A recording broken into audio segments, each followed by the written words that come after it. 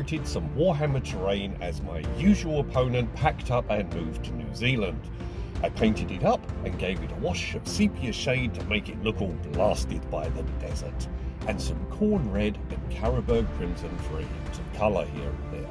Now, I hadn't bothered with the underside of the ruins that have flaws because they won't be visible. Something on the underside of the Imperium, something unseen, and there's 4 of these ruins. Ruinous? Ruinous powers? Okay, I'm taking the hint. Each of the underside ceilings will be a mutated, warped chaos manifestation, each representing one of the vile chaos powers. You can't see them until you step in and look up and behold the glory of the Dark God, and by then, it's too late. Looking at the gate's like looking at the future. Until you've tasted it, what do you really know? And then, of course, it's too late.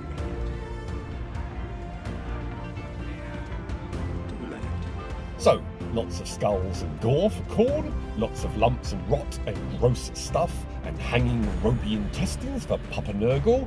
Tzeentch, a riot of colour and shapes, basically a real eyesore. And lastly, Slaanesh, lots of flowing shapes, pastel shades, and of course tentacles. Speaking of which, I saw these Swimways squid divers at the supermarket and grabbed them because these will be great for those tentacles. So, I was going to just make the symbols out of chipboard, but it's a little on the thin side, so I made some ragged and rough versions that I cut from some normal cardboard boxes. Spackling paste spread over the symbols, closing those corrugated edges and making them appear much more solid. Once they were dry, off to the hiking boot box to give them a quick blast of primer. Now, the Tzeentch symbol gets a layer of bright blue, and a green base for Nurgle, pink for Slaanesh, and of course a nice brass for corn. The Slaanesh ruin also receives half of a plastic egg. I snagged a bag of them when they were discounted after Easter, and I hot glued it into position near the corner. A circle of cardboard glued in place to mount the cornate symbol on, and then lots and lots of chunks of dried latex torn apart and glued into position all around the emblem to be gobs of torn flesh, and embedded amongst them a load of skulls from the Citadel box set, grabbing them with tweezers so I don't get burnt because I applied hot glue and then inserted the skulls into the glue. And then a little bit of green stuff to create a nipple for the single breast of the hermaphrodite deity. The squid divers. I cut off some tentacles and glued them down with their roots in the middle, each emerging from the centre of the ceiling in a sort of starburst formation.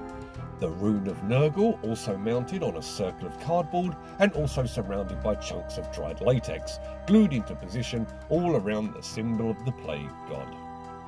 To create a nice gore effect, weldwood contact cement, dribbled into position and then left to dry for a little bit, so that when it's tacky, you can stick a cocktail stick into it and draw out nice strands of connective tissue to the surrounding chunks.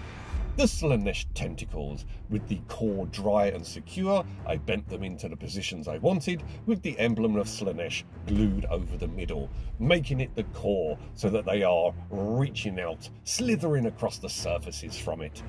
For Tzeentch, I used spackling paste to create some nice smooth undulating waves, just scoop some out with my fingers and smear it around, and then drop the symbol in the middle.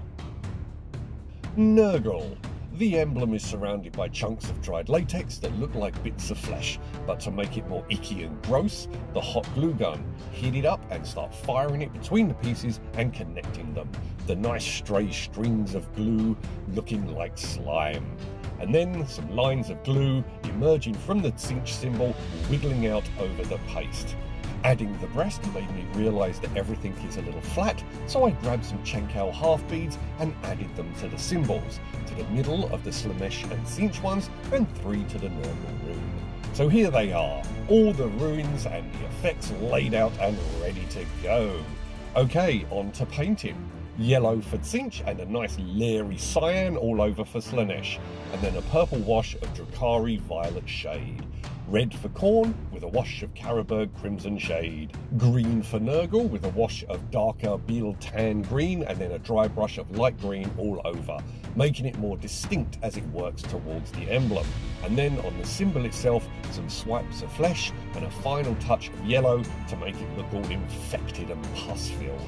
On the Slaanesh texture, breaking out the cyan to dry brush and bring back the base colour around the edges and to make the tentacles really stand out. A dry brush of gold on the Khornate symbol and a warp lightning green added to the central texture of the Tzeentch roof, and then a dry brush of blue along the edges onto the green, and then bring it out even more with some even lighter blue. And then the emblem itself, a nice fiery orange. A very light purple just on the symbol, on the nipple and some areas of tentacle, and this looks so good that I opted to dry brush along the edge of the ceiling, creating a lighter perimeter. This came out grand, so grabbing some white, the perimeter of the Tzeentchian roof gets a dry brush too. And here we are. The ruin that has been touched by the fetid hand of Nurgle.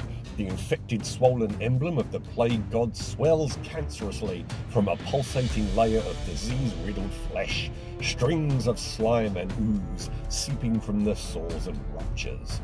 The ruin embraced by the great mutator. The rune of Tzeentch quivers and roils, mutating constantly as tendrils of warped power reach out across the roof, the colours shifting and changing constantly in a kaleidoscope riot of light and texture. The ruin caressed by she who thirsts, the rune of Slaanesh drips with fluids and pulses with energetic life. Slithering tentacles reach out from around it, tickling the pastel-hued skin stretched across the ceiling, and curling around the single breast emblematic of the Prince of Pleasure. And finally, the ruin stamped with the wrathful hand of Khorne. A sea of gore and sundered flesh, severed heads and exposed grinning skulls soaked in blood. From this sea of carnage rises the brazen emblem of the Blood God.